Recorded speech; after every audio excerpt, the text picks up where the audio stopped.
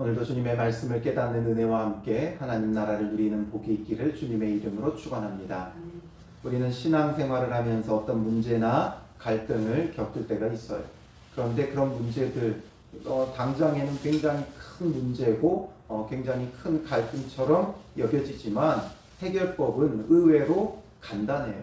하나님이 내게 주신 은혜를 기억하고 돌이켜보면 지금 겪는 문제는 정말 아무것도 아닌 사소한 것이라는 것을 알게 되고, 그러면 더 이상 이제 문제가 아니지요. 하나님이 주신 그 구원의 은혜가 있는데 복음을 우리가 믿을 때에 누렸던 그 은혜와 감격을 돌이켜본다면 지금 내가 어떤 겪는 문제들 대부분은 그냥 사소한 나의 서운함이지요. 내가 원했던 대로 되지 않는 서운함일 수가 있어요. 그러니 이런 것들은 주신 은혜에 비하면 정말 아무것도 아니지요. 그러니 우리가 은혜를 잃어버리면 모든 게 문제가 돼요. 정말 사소한 것 하나까지도 문제가 되어져요. 그러나 우리가 은혜로 충만하면 그 어떤 것도 문제가 되지 않죠. 오히려 태산 같은 문제라 할지라도 아무것도 아닌 게 되어져요. 그래서 바울도 너희가 복음을 처음 받아들였을 때 그때를 생각해 보라는 거죠. 너희가 어떻게 그 복음을 받아들였는데 지금 왜 그 은혜에서 떠나 있느냐, 이 논조로 오늘 본문의 말씀을 이어가고 있어요. 12절에 보면 형제들아 내가 너희와 같이 되었은즉 너희도 나와 같이 되기를 구하노라 말하죠. 내가 너희와 같이 되었다. 바울이 항상 복음을 전할 때 어떤 자세로 행했어요? 그들과 같은 모습으로 되었어요. 율법 없는 자에게는 율법 없는 자로, 율법 있는 자에게는 율법 있는 자에게로, 이방인에게는 이방인처럼, 유대인들에게는 유대인처럼 되어졌지요. 그게 어떤 마음이고 어떤 자세냐? 우리와 같이 되어졌다. 그건 바로 예수님의 성육신과도 같은 믿음의 자세죠. 예수님이 우리와 같이 되어주셨어요.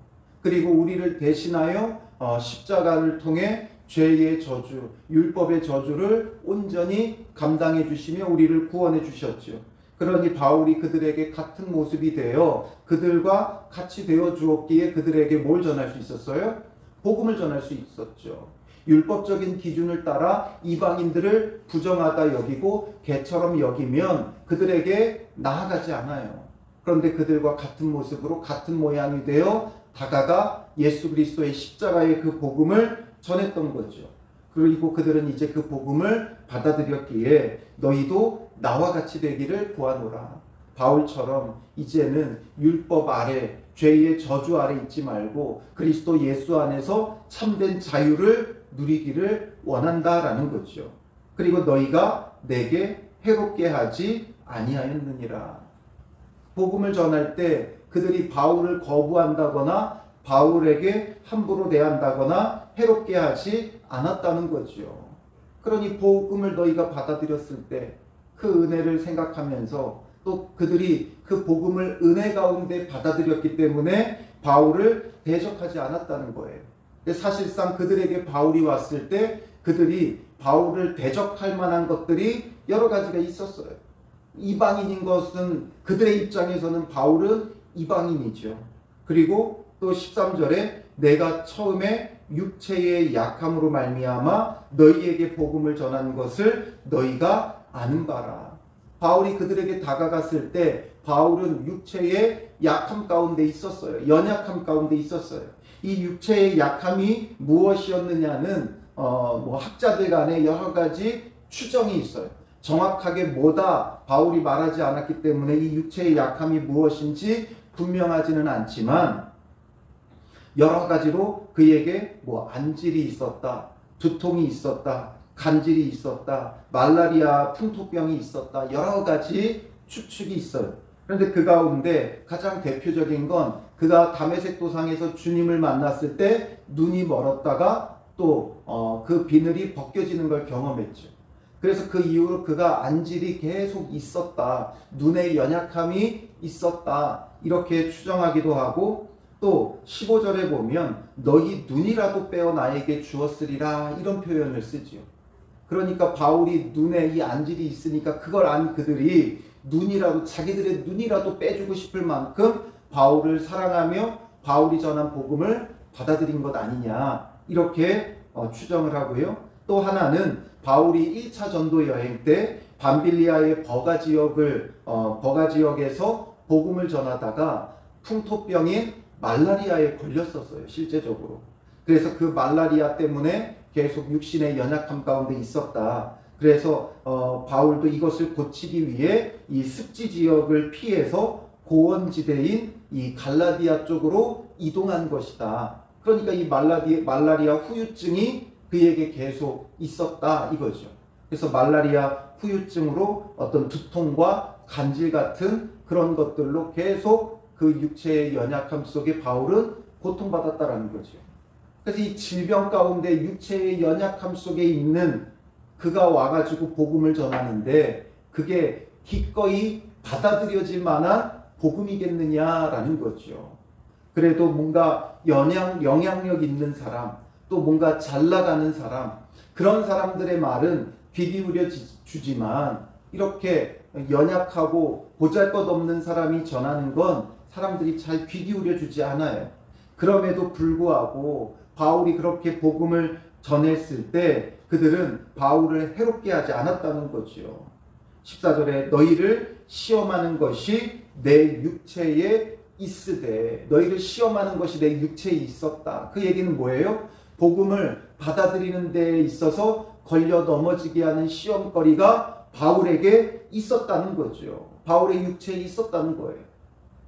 바울이 전한 그 복음, 예수 그리스도를 믿는 사람의 결국이 저거라면 바울처럼 고난당하고 고통당하고 육체의 연약함 가운데 있고 자기 병도 고치지 못하는 복음이라면, 저렇게 많은 사람들에게 대적당하는 복음이라면 어떻게 그게 복음이라 할 수 있겠느냐. 그들에게 충분히 걸려 넘어질 만한 시험거리죠. 그런데 그들이 어떻게 했어요? 복음을 전할 때 이것을 너희가 업신여기지도 아니하며 버리지도 아니하고.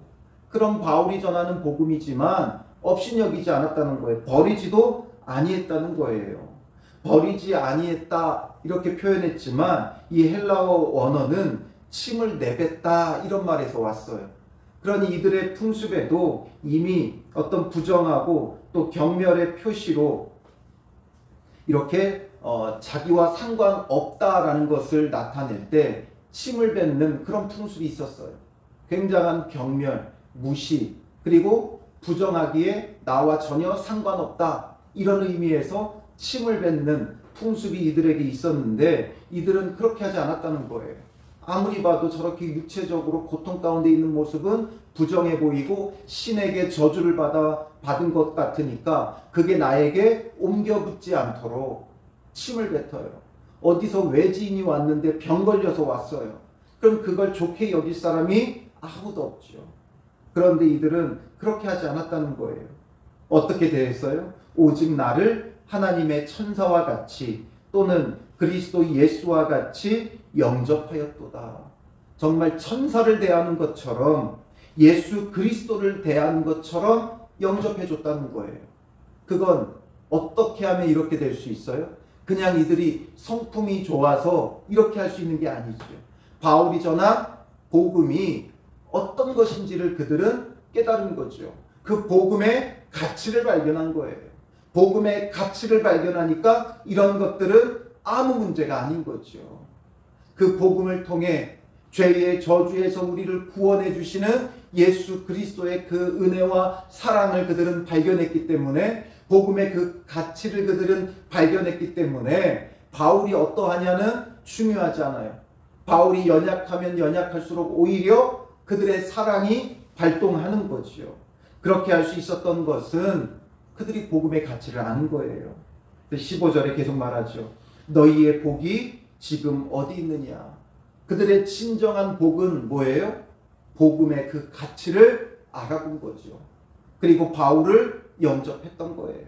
바울이 전한 그 복음의 가치를 알기 때문에 바울을 영접했던 거예요. 그게 그들의 복이에요. 뭔가 세상적으로 잘 되고 기도의 응답이 척척 있고 높아지고 대단해지고 건강해지고 이래야만 우리는 복이라고 여기죠. 그러나 진정한 복은 복음의 가치를 아는 거예요. 그 복음의 가치를 아니까 복음을 온전히 누리게 되고 복음이잖아요. 그러니까 복된 소식이에요. 그러니까 복을 누릴 수 있는 자가 되는 거죠. 어떤 형편에도 어떤 지경에도 복을 누릴 수 있는 건 복음의 가치를 알 때 되어지는 거예요. 그렇지 않으면 잘 돼야 복되다 여기고 안 되면 지질이 복도 없다 여기게 되어지는 거죠. 참된 복, 그들의 복은 어디 있느냐? 뭔가 잘 돼서 복이 있는 게 아니라 복음을 전할 때 그 복음의 가치를 알아보고 바울을 경멸하거나 멸시하지 않고 환대했다는 거죠. 내가 너희에게 증언하노니 너희가 할 수만 있었더라면 너희의 눈이라도 빼어 나에게 주었으리라. 그만큼 그들이 이 복음의 가치를 귀하게 여겼다는 거예요. 그래서 실제로 정말 바울이 안질이 있었기 때문에 바울이 이 귀한 복음을 전해야 되는데 그 눈의 연약함 때문에 못 전하면 안 되잖아요. 그러니까 자기들의 눈이라도 빼어줄 정도로 그렇게 바울을 귀하게 여기고 복음을 환영했다 이거지요. 그리고 또 그런 의미뿐만 아니라 눈을 빼어준다는 건 자기 신체 부위 중에 가장 중요한 것을 빼어줄 정도로 헌신적이었다 이런 표현으로 쓰이는 표현이에요. 그러니 꼭 바울이 안질이 아니었어도 그들이 정말 이 복음의 가치를 중요하기 때문에 무엇을 내어주어도 아깝지 않을 만큼 그 복음을 환영하고 환대했다 이런 의미도 되어지는 거죠. 그런즉 내가 너희에게 참된 말을 함으로 원수가 되었느냐?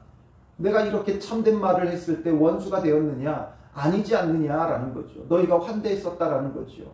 그런데 이제는 이 유대에서 가만히 들어온 거짓 형제들의 미혹에 빠져서 다시금 그런 율법 아래에 놓여서 바울을 원수로 행하려고 하고 있는 이런 것들이 문제다라는 거죠. 그러니 과거에 복음을 받아들였을 때 그 복음의 가치, 그 복음의 은혜를 너희가 어떻게 여겼는지를 생각해 보라는 거죠.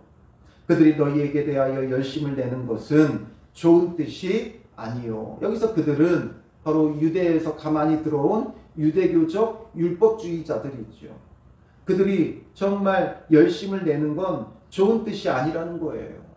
정말 선한 뜻으로 그들의 영혼의 구원을 위하여 이렇게 한 것이 아니라는 거죠. 오직 너희를 이간시켜 너희로 그들에게 대하여 열심을 내게 하려 함이라. 너희들을 나와 이간시키고 또 너희 간에 이간시켜서 자기들에게 열심을 내게 하려고 복음에 열심을 내는 게 아니라 자기들의 수하에 두고 자기들을 따르게 하고 그래서 그들이 갈라디아인들을 통해 이익을 얻으려고 한다는 거죠. 자기들의 이익 때문에 그렇게 하는 것이지 정말 그들을 사랑하고 복음을 위해 구원을 위해 이렇게 하는 것이 결단코 아니라는 거예요. 그러니 그들의 열심이 헛되다라는 거죠. 그리고 18절에 좋은 일에 대하여 열심으로 사모함을 받음은 내가 너희를 대하였을 때뿐 아니라 언제든지 좋으니라. 좋은 일에 열심을 내는 건 이것뿐만 아니라 무엇이 되었든지 언제든지 좋다라는 거죠. 제가 갈라디아서를 설명하면서 은혜와 열심으로 구분을 지었죠. 열심 내는 건 헛되다 이야기했지만 그게 무조건 열심 내는 건 모든 건 헛되다라는 게 아니에요. 좋은 일에 열심을 내면 정말 선한 것에 참된 그리스도의 말씀에 열심을 내는 건 언제든지 좋은 거예요. 그런데 우리의 열심은 대부분 뭐예요? 좋은 일에 열심이 아니라 나의 욕심에 대한 열심이죠. 나의 욕심이에요.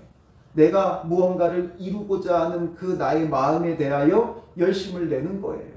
그래서 기도에 열심을 내는 게 잘못된 건 아니지요. 그런데 내가 원하는 걸 이루기 위해 기도에 열심을 내는 건 잘못된 거예요. 나의 이익과 욕심과 정욕과 결부되어 있는 열심은 헛된 거예요. 우리는 하나님의 뜻이라고 생각하지만 대부분은 하나님의 뜻이 아니라 나의 뜻이에요. 다만 나의 뜻인데 하나님의 뜻이라고 내가 속이는 거죠. 또 그런 악한 의도가 없어도 나 스스로도 속고 있는 거예요. 하나님의 뜻이라고. 그러니 그런 것에 우리가 늘 열심을 내요. 그러니 그게 결국에는 자기 이익이지요. 이 유대교적 율법주의자들도 자기들 나름대로는 열심을 내는 거예요. 이 이방까지 찾아와서 할례를 받아야 된다. 또 율법을 지켜야 된다. 해와 날과 달을 지켜야 된다. 이런 것들이 쉬운 일은 아니죠. 열심을 내고는 있어요.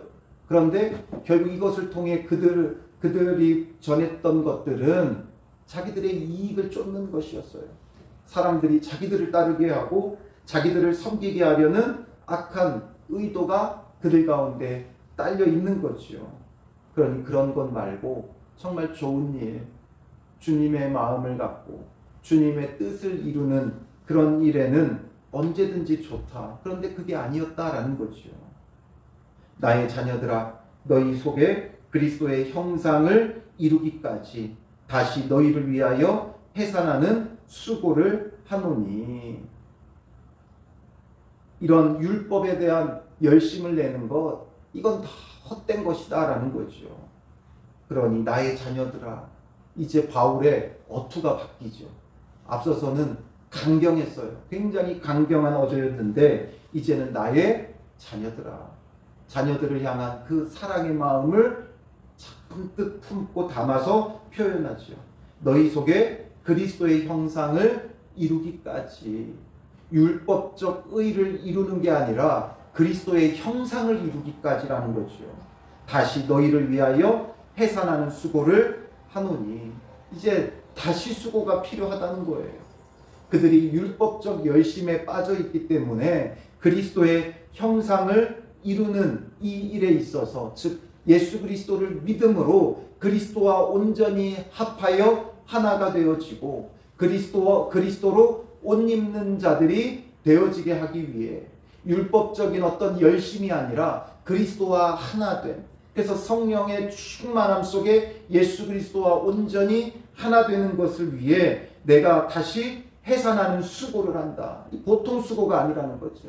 아이를 해산하는 그 고통과 수고, 여러분들이 아시죠? 여자분들은 알죠. 남자들은 잘 몰라요. 그런데 그 해산하는 수고가 어느 정도예요? 정말 생사를 오가는 수고죠. 그 고통. 그래서 이 해산하는 수고는 죽음과 비교되는 고통을 나타낼 때 사용하는 말이에요. 정말 죽음을 각오하고, 정말 죽음의 그 고통을 각오하고 다시금 이 수고를 하겠다라는 거죠. 그래서 내가 이제라도 너희와 함께 있어. 그러니 그 해산하는 수고로 다시금 너희를 새롭게 태어나게 하고 그리스도와 온전히 하나 되게 하는 그리스도의 형상을 이루는 일에 내가 다시금 이제 너희와 함께하며 감당해야 되겠다라는 거죠. 그래서 내 언성을 높이려 함은, 그동안은 지켜봤지만 더 이상 지켜볼 수 없고 더 이제는 구체적으로 이렇게 편지만 전하는 것이 아니라 직접 찾아가 함께 있어서 언성을 높여야 되겠다라는 거죠. 더 구체적으로 해산하는 수고를 하면서까지 율법주의적인 신앙이 아니라 예수 그리스도의 형상을 이루는 일을 위해서 언성을 높여야 되겠다라는 거예요. 왜냐하면 너희에 대하여 의혹이 있습니다.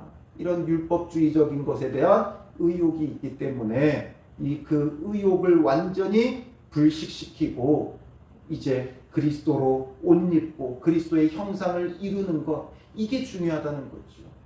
자기들의 기준으로 이거 하고 이거 하지 않고 이게 중요한 게 아니라 정말 그리스도와 하나 된 이것에 대한 열심을 내야 된다는 거죠. 내 생각의 열심이 아니라 그리스도와 하나 되는 것에 우리는 열심을 내야 돼요. 그래서 그리스도의 마음을 품어야 되고, 그리고 그리스도의 생각을 나의 뜻으로 받아야 되고, 그래서 우리의 말에는 그리스도의 그 사랑의 말이 있어야 되고, 우리의 행동에는 그리스도의 사랑의 섬김이 있어야 되는 거죠. 율법적으로 여러 가지 것들 왜 그렇게 열심으로 지키려 해요? 이렇게 해서 복받기 원하는 거죠. 그런 열심은 헛된 거예요. 나의 수고와 노력, 열심으로 복받기 원하는 건 헛된 열심이에요. 정말 그리스도와 하나 되기 위한 그 마음, 그 열심, 그래서 성령의 그 충만, 우리가 그리스도와 무엇으로 우리가 열심을 낸들 하나가 될 수 있겠어요. 그래서 성령을 의지하고 성령의 인도를 받고 성령의 그 이끄심이 우리와 함께해야 되는 거예요. 그래서 바울은 예수 그리스도에 대한 그 복음과 믿을 때에 주신 그 성령을 갈라디아서에서 강조하고 있어요. 그래서 우리도 믿음과 예수 그리스도를 향한 믿음과 또 믿을 때 주신 그 성령의 충만함, 성령의 인도하심, 여기에 열심을 낼 수 있는 믿음의 사람들 되시기를 주님의 이름으로 축원합니다. 기도하겠습니다. 살아계신 아버지 하나님, 우리가 복음을 믿을 때에 그 은혜와 그 감격, 그 감동, 그 선한 마음들을 다시금 기억하게 하여 주시옵소서. 그렇지 않아 우리는 사소한 것에도 갈등하며 사소한 것도 문제가 되어 시험거리가 되고 낙심거리가 되오니 우리의 이런 연약한 믿음을 불쌍히 여기시고 용서하여 주시고 이제는 예수 그리스도의 십자가 복음에 대한 참된 믿음과 그 믿을 때 주어진 그 구원의 은혜, 의롭다 하시는 그 은혜를 우리가 늘 기억하며 은혜 가운데 거하고 그 은혜를 누리며 그래서 이제 그리스도와 합하여 온전히 하나 되며 그리스도의 형상을 이루어가는 자 되게 하옵소서. 우리의 힘과 노력이 아닌 성령의 인도하심과 이끄심을 통하여 정말 그리스도의 형상을 이루어가는 믿음의 사람들 되게 하여 주시옵소서. 우리의 마음과 생각에 그리스도의 마음을 품게 하여 주시고 그리스도와 함께 낮아지고 겸손하여지고 죽어지고 섬기는 자가 되도록 성령으로 우리를 충만하게 하시고 인도하시며 이끌어 주시옵소서. 오늘 하루도 성령을 따라 거룩하게 행하며 예수 그리스도를 닮아가는 하루가 되게 하여 주실 줄 믿사오며 예수님의 이름으로 기도합니다. 아멘.